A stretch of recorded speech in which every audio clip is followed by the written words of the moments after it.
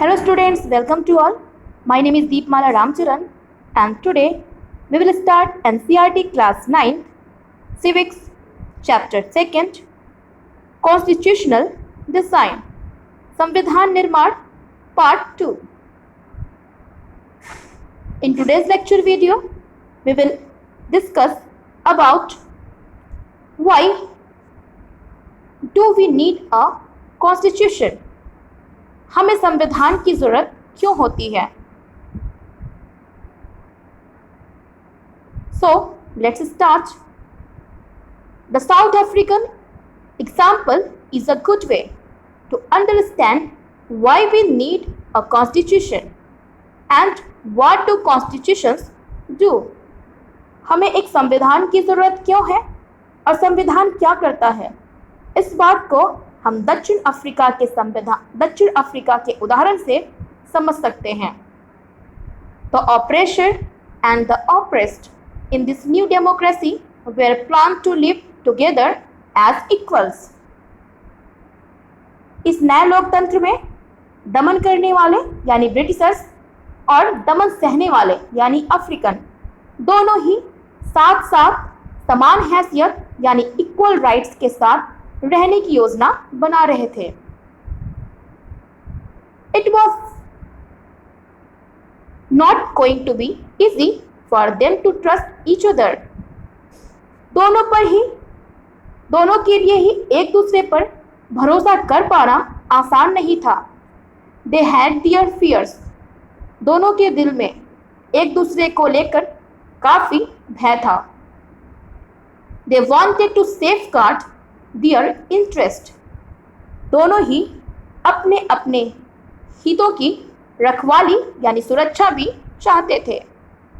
The black majority was keen to ensure that the democratic principle of majority rule was not compromised. बहुसंख्यक अश्वेत लोग यानी जो black peoples थे वो Africa में मेजॉरिटी में थे.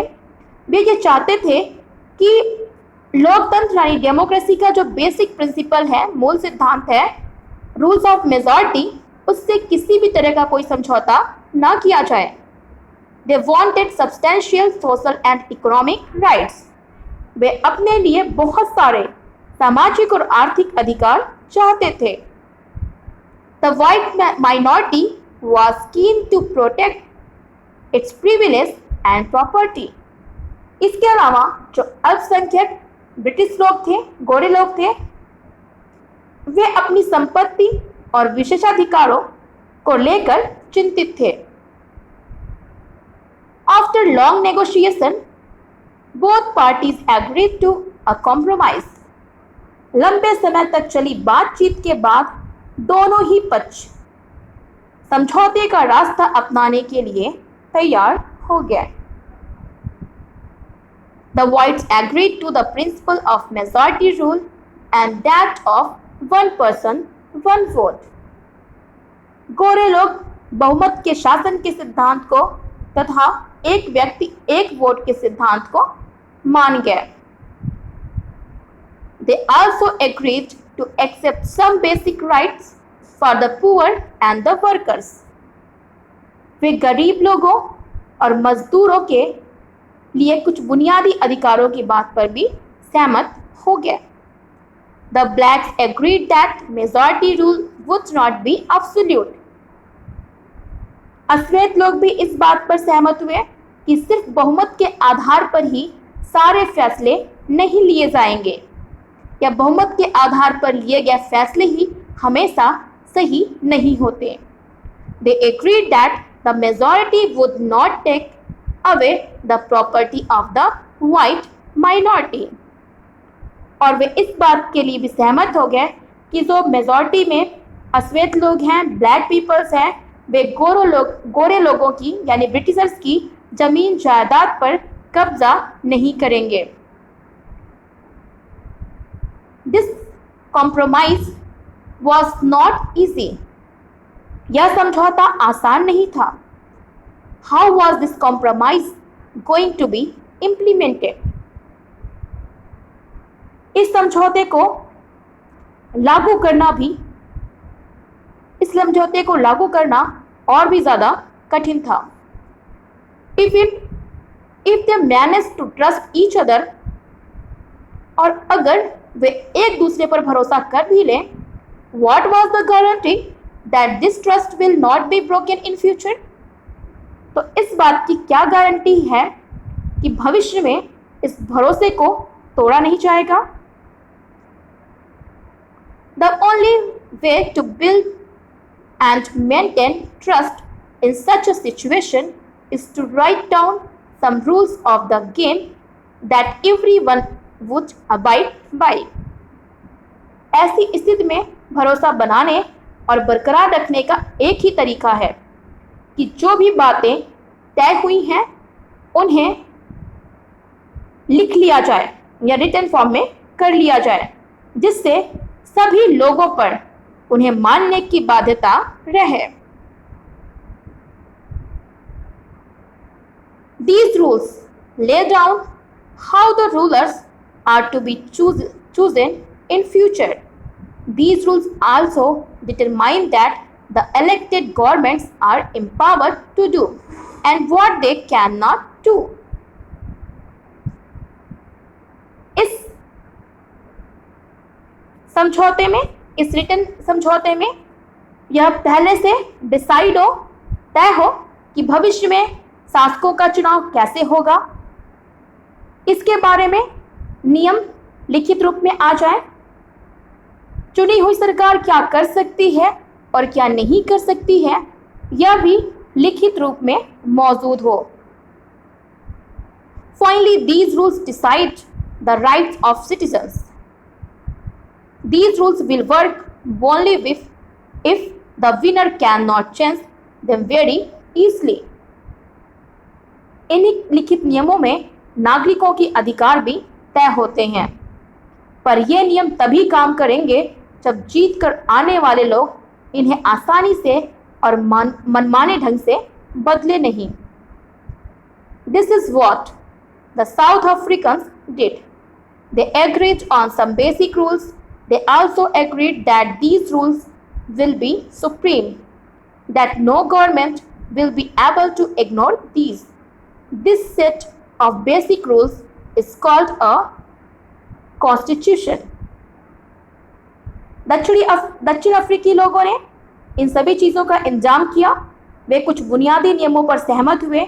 वे इस बात पर भी सहमत हुए कि ये नियम सबसे ऊपर होंगे, कोई भी सरकार इसकी उपेक्षा नहीं कर सकती है, और इन्हीं बुनियादी नियमों के लिखित रूप को संविधान कहते हैं। इसके अलावा विश्व में एक ऐसा भी देश है जिसके पास संविधान लिखित रूप में नहीं है।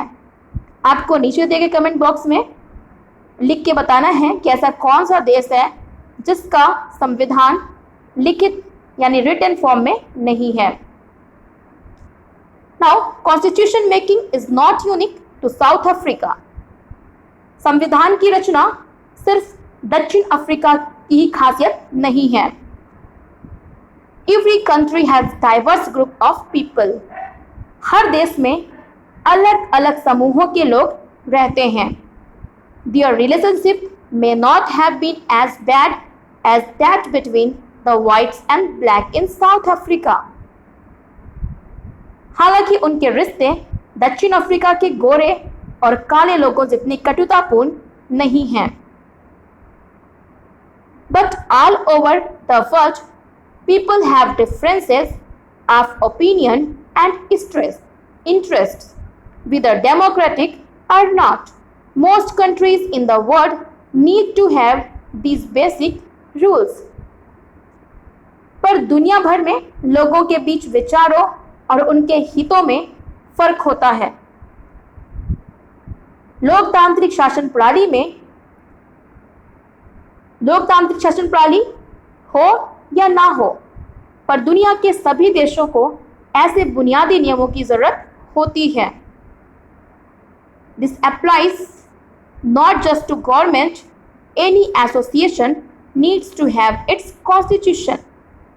यह बात सिर्फ सरकारों पर ही लागू नहीं होती, बल्कि हर संगठन के कुछ कानून होते हैं, संविधान होता है। हर संगठन कुछ नियमों पर ही काम करता है, ठीक है। फॉर एग्जाम्पल के लिए आपके स्कूल में भी कुछ नियम होते हैं, आपको उन नियमों का पालन करना होता है। It could be a club in your area, a cooperative society और a political party, they all need a constitution. आप इस तरह आपके इलाके का कोई क्लब हो या सहकारी संगठन या फिर राजनीतिक दल, सभी को एक संविधान की जरूरत होती है।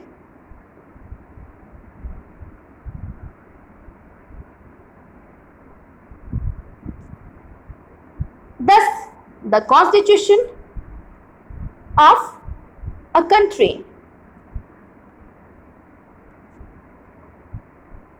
is a set of written rules that are accepted by all people living together in a country. इस प्रकार संविधान लिखित नियमों की एक ऐसी किताब है जिसे किसी देश में रहने वाले सभी लोग सामूहिक रूप से मानते हैं। इसको अंडरलाइन कर लीजिए। The constitution of a country is a set of written rules that are accepted by all people living together in a country. संविधान लिखित नियमों की एक ऐसी किताब होती है जिसे किसी देश में रहने वाले सभी लोग सामूहिक रूप से मानते हैं। Constitution is the supreme law that determines the relationship among people living in a territory called citizens, and also the relationship between the people and government. संविधान सर्वोच्च कानून है जिसे किसी क्षेत्र में रहने वाले लोगों, जिन्हें नागरिक कहा जाता है, के बीच आपसी संबंध तय होने के साथ साथ लोगों और सरकार के बीच भी संबंध तय करने होते हैं, ठीक है। यानी कि जो संविधान होता है वो सबसे सुप्रीम होता है, सर्वोच्च कानून होता है। किसी क्षेत्र में रहने वाले नागरिकों के क्या राइट्स हैं, सरकार के क्या राइट्स हैं, ठीक है, दोनों के बीच क्या रिलेशनशिप होंगे, कहाँ तक होंगे, ये सभी संबंध संविधान में तय होते हैं। A constitution does many things. संविधान अनेक काम करता है। First, it generates a degree of trust and coordination that is necessary for different kind of people to live together. पहला काम संविधान का यह है कि साथ साथ रह रहे विभिन्न समुदाय, विभिन्न तरह के लोगों के बीच जरूरी भरोसा और सहयोग विकसित करता है। Second, it specific how the government will be constitute, who will have power to take which decisions. दूसरा प्रमुख कार्य संविधान का यह है कि वह स्पष्ट करता है कि सरकार का गठन कैसे होगा और किसे फैसले लेने का अधिकार होगा। Third, it lays down limits on the powers of the government and tells us what the rights of the citizens are. तीसरा यह है कि सरकार के अधिकारों की लिमिट तय करता है, सीमा तय करता है, और हमें यह भी बताता है कि नागरिकों के क्या अधिकार हैं, ठीक है। यानी सरकार के अधिकार और नागरिकों के अधिकार, दोनों के अधिकार तय करता है। इनकी लिमिटेशंस क्या है ये भी तय करता है, ताकि सभी अपना अपना काम करें, कोई एक दूसरे के काम में हस्तक्षेप ना करे। फोर्थ काम है इसका, it expresses the aspirations of the people about creating a good society. चौथा काम संविधान का यह है कि यह अच्छे समाज के गठन के लिए लोगों की आकांक्षाओं को व्यक्त करता है या लोगों को एक अच्छे समाज के निर्माण के लिए प्रेरित करता है। All countries that have constitutions are not necessarily democratic. जिन देशों में संविधान है वे सभी लोकतांत्रिक देशों यह जरूरी नहीं है। But all countries that are democratic will have constitutions. लेकिन जिन देशों में लोकतांत्रिक शासन है वहां संविधान का होना जरूरी है। ठीक है, वो सभी देश जहां पर संविधान है, ठीक है, वो सभी देश जहां पर संविधान है वो लोकतांत्रिक हो, डेमोक्रेटिक हो, ये जरूरी नहीं है। लेकिन जितने भी लोकतांत्रिक देश हैं उनके लिए संविधान होना जरूरी है। After the war of independence against great Britain the Americans gave themselves a constitutions. Britain के खिलाफ आजादी की लड़ाई के बाद अमेरिकी लोगों ने अपने लिए संविधान का निर्माण किया। After the revolution the French people approved a democratic constitution। फ्रांसीसी क्रांति के बाद फ्रांसीसी लोगों ने एक लोकतांत्रिक संविधान को मान्यता दी। Since then it has become a practice in our democracies to have a written constitutions। इसके बाद से यह चलन हो गया कि हर लोकतांत्रिक शासन व्यवस्था में लिखित संविधान हो। ठीक है, तो लिखित संविधान होना एक डेमोक्रेटिक कंट्री के लिए बहुत ही ज़्यादा आवश्यक है। इसमें जो है, इससे क्या होता है कि एक देश में डिफरेंट जो ग्रुप्स होते हैं, सोशल ग्रुप्स होते हैं, सभी को इक्वल राइट्स मिलते हैं। उनके बीच स्ट्रगल की संभावना, संघर्षों की संभावना कम होती है। सबके अपने अपने राइट्स होते हैं, अपनी अपनी ड्यूटीज़ होती हैं, जिससे सभी जो है अपने अपने दायरे में, अपनी अपनी सीमाओं में रहकर काम कर सके। इससे जो है एक गुड सोसाइटी का, अच्छे समाज का निर्माण होता है। और आपने बाद में देखा कि चाहे अमेरिका हो या फ्रेंच, सभी जगह पर लोगों ने आज़ाद होने के बाद, यानी तानाशाहों से, राजतंत्र से आज़ाद होने के बाद संविधान का निर्माण किया। नाउ ये था हमें लोकतंत्र की आवश्यकता क्यों है, हमें संविधान की ज़रूरत क्यों है। Why do we need a constitution, making of the Indian constitution, भारतीय संविधान का निर्माण, ये हम कल फिर से कंटिन्यू करेंगे। आज के लिए बस इतना ही। आज के इस वीडियो से रिलेटेड कोई क्वेरी हो तो आप मुझे नीचे दिए गए कमेंट बॉक्स में लिखकर पूछ सकते हैं। एक चीज़ और, मैंने लास्ट वीडियो में एक क्वेश्चन पूछा था कि हम दक्षिण अफ्रीका की बात कर रहे हैं, तो हमारी मिस यूनिवर्स भी दक्षिण अफ्रीका से हैं। उनका नाम क्या है? तो उनका नाम है जोजीबिनी टुंजो। आज के लिए बस इतना ही। तब तक के लिए थैंक यू एंड जय हिंद।